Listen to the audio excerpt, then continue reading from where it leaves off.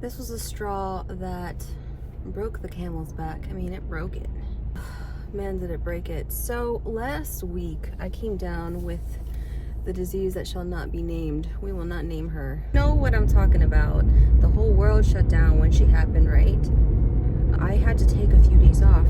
The month before that, my mom came down with a really bad illness, and because my dad is also sick and he is in a wheelchair, I had to take time off because I would receive calls 10:15 at night, like, you need to come bring your mom to the ER. I would have to call in sick. The problem is if I do not get to physically show up to work, I don't make money. I mean, we have sick hours, but the sick hours are literally a quarter of what I would bring in if I were physically here. It does not match like what I make. I'm not gonna, it's like a quarter of what I make. It's not gonna make ends meet. Come to find I've been in between a rock and a hard place. Like, that's the dilemma that I'm in right now. I've got the bottom of the barrel healthcare because it's what I can afford. So if I get sick, being seen by a specialist takes weeks, sometimes months. And this is a system that we live in. More than likely, you've come to find that the system is broken. I mean, there's something wrong. We're not making enough money. Buying a home, like the American dream that they sold us, it's not really happening anymore. And I'm not here to complain. I'm just here to shed light on the realities. Excuse me, this person is watching me. The dream that they sold us is not what we think it is. There's a select few who are at the top. There's a reason why there's a top 2% in the world. It's because they want to keep it that way. The wealth is up here. And they want to build their wealth on everybody else's backs, aka you and me. and it's everywhere. Okay, no system is perfect. No system is perfect. However, entrepreneurship is the best way out. I was, looking back at about like a year's worth of journal entries, and I came to find that out more than a year ago, I had already been feeling uncomfortable and like spiritually uncomfortable. I can't really explain what that is, and I think sometimes God allows us to get or feel uncomfortable with intention. This one speaker, he's a pastor, and he was saying that, what eagle moms do to their baby eaglings is she will literally, like, once they get old enough, start to take up her little eaglings. I think that's what they're called. Eaglets, whatever. Pick them up and chuck them out of the nest in order so that the eagles will learn how to fly. And it must feel so uncomfortable to be chucked out of your little safe, warm, cozy nest. And I think sometimes God does that to us. He chucks us out in midair on purpose, with intention, because he wants us to grow. And so I see these circumstances of ours, and I'm not the only one. And I see the oppression that is on so many people. And I feel called to share my journey because I believe that God will deliver us. I just believe it with all of my heart. I don't know how. I don't know why. I just believe it. And I feel like there will be people speaking fear into your life if you try to share this with them, because they've been so indoctrinated and trained to not think for themselves that anything other than that elicits fear inside of them. I was having a conversation with this, and I kid you not, I can't make this up, with this random dude that I used to work with. I used to think he was kind of cool, but then we were having a conversation, and I started to kind of, bounce off the ideas of like, hey, like, I don't know what I'm gonna do. I feel I'm working a lot. I technically make good amount of money, but my money's not matching up to inflation. It's just not matching up. So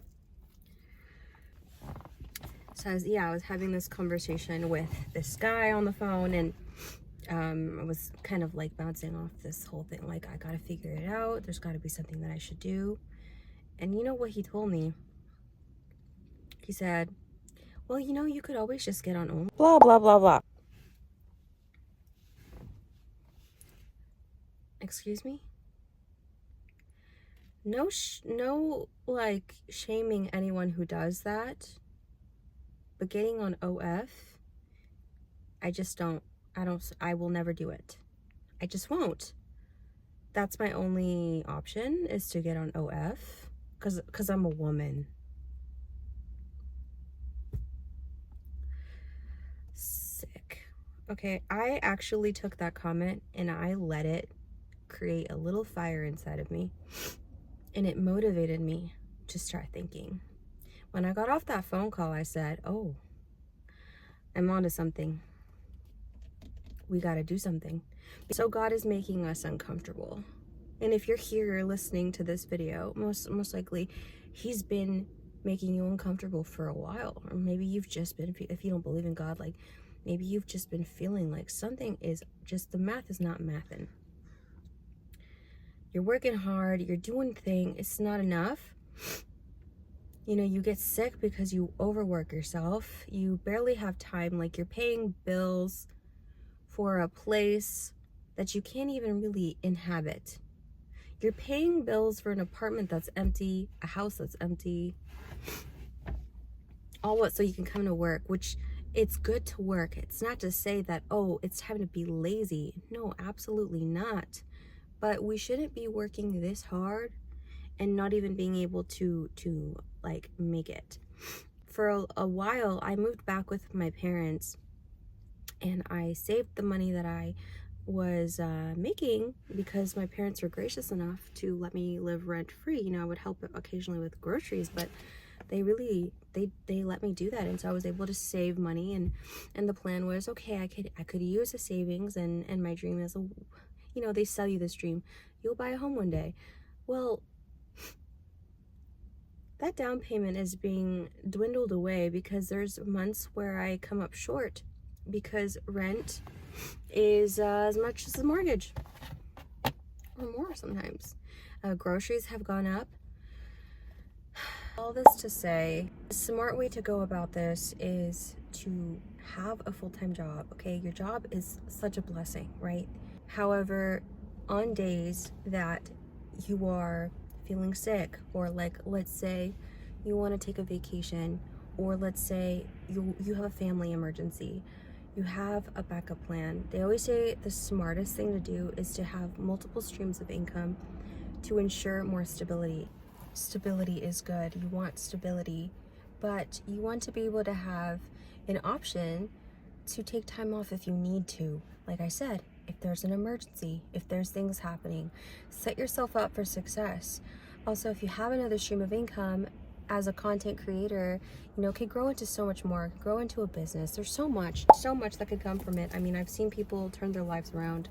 And another thing is too, like, let's say you are traveling, or you would like to travel, you know, God forbid we take some time off to go travel, you know, let's say your dream is to travel, then you have something where you can still work, but virtually. So I say all this to say, it's good to have both. Start working on it, you know, start chipping away at that dream and show up each and every single day. That's why I'm showing up. And I pray that a few of you join me and we do this together. So anyway, just wanted to add those 2 cents because I didn't really mention that earlier, and I'm adding this into the video. So you have to be smart.